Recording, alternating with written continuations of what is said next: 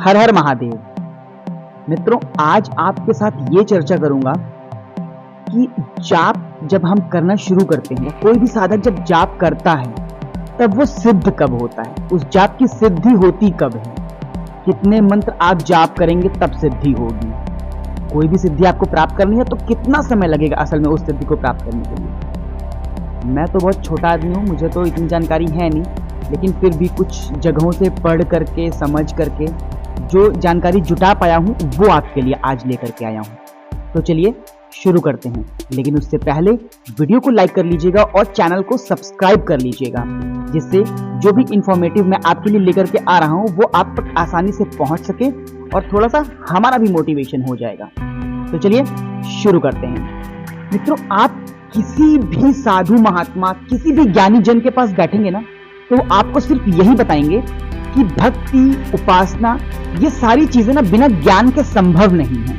उपासना और भक्ति के लिए सबसे उत्तम मार्ग कौन सा है, और भक्ति के लिए जो ज्ञान चाहिए वो ज्ञान कैसे उपलब्ध होगा।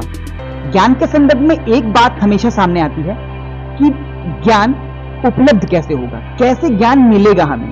भक्ति के लिए जो आवश्यक ज्ञान है उसकी प्राप्ति हमें असल में कैसे हो सकती है। जब ये क्वेश्चन आता है ना, तो इसका एक ही सिंपल सा आंसर है, और मैक्सिमम लोगों को पता भी है, नहीं पता है उनको मैं आज बताता हूं कि ज्ञान के लिए जो सबसे इंपॉर्टेंट चीज है वो होता है एक सद्गुरु।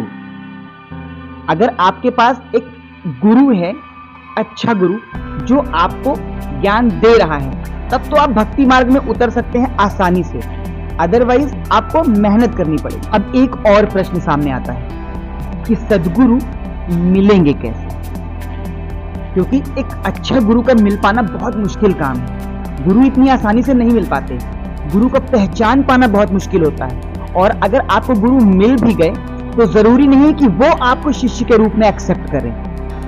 तो अगर गुरु नहीं है तब क्या? साधना का एक बहुत ही गूढ़ रहस्य है जो मैं आज आपको बताने जा रहा हूं।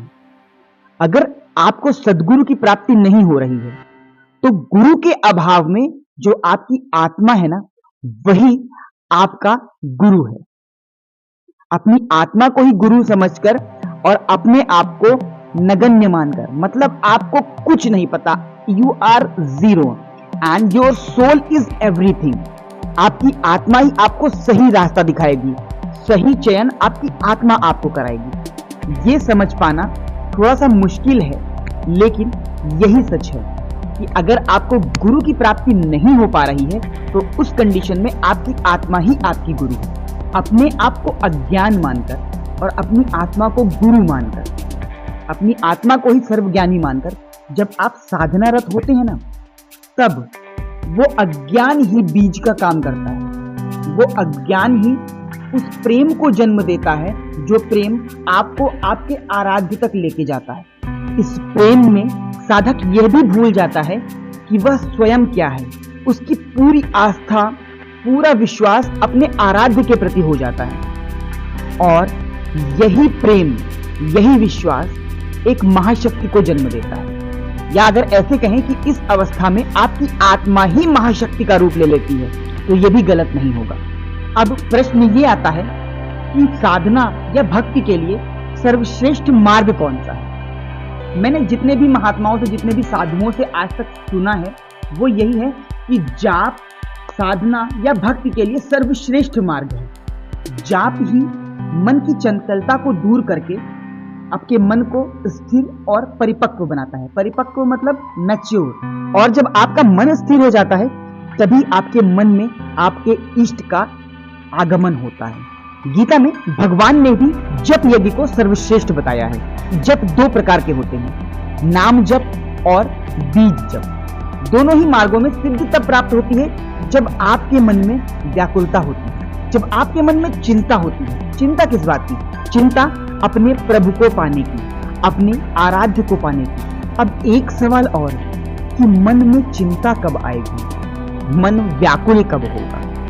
जब आपकी भक्ति संसार के छोटे से एरिया से निकलकर संपूर्ण ब्रह्मांड को भी त्याग देती है, तब आपके मन में व्याकुलता पैदा होती है। जब आपके मन में व्याकुलता पैदा होती है अपने इष्ट के लिए, तब आप इस संसार को त्याग देने में भी पीछे नहीं हटते। और जब आप संसार को त्यागने के लिए भी तैयार हो जाते हैं, तब आपके मन में आपके इष्ट के लिए व्याकुलता आती है, तब आपके मन में चिंता आती है अपने इष्ट को लेकर। और यही वो समय होता है जब आपके द्वारा किया गया जाप, वो नाम जप हो या बीज जप, किसी भी प्रकार का जप हो, उस अवस्था में जब आप उसको करेंगे तब वो सफल होगा, तभी वो जाप सिद्ध होगा। और यही वो अवस्था होगी जब आपके आराध्य स्वयं आपके साथ रहेंगे, आपका मार्गदर्शन करने के लिए। उम्मीद करता हूं मित्रों, ये बात आपको समझने में ज्यादा मुश्किल नहीं हुई होगी। जल्द ही मिलूंगा सनातन और आध्यात्म से जुड़े एक नए टॉपिक के साथ, एक नए रहस्य के साथ। तब तक के लिए हर हर महादेव।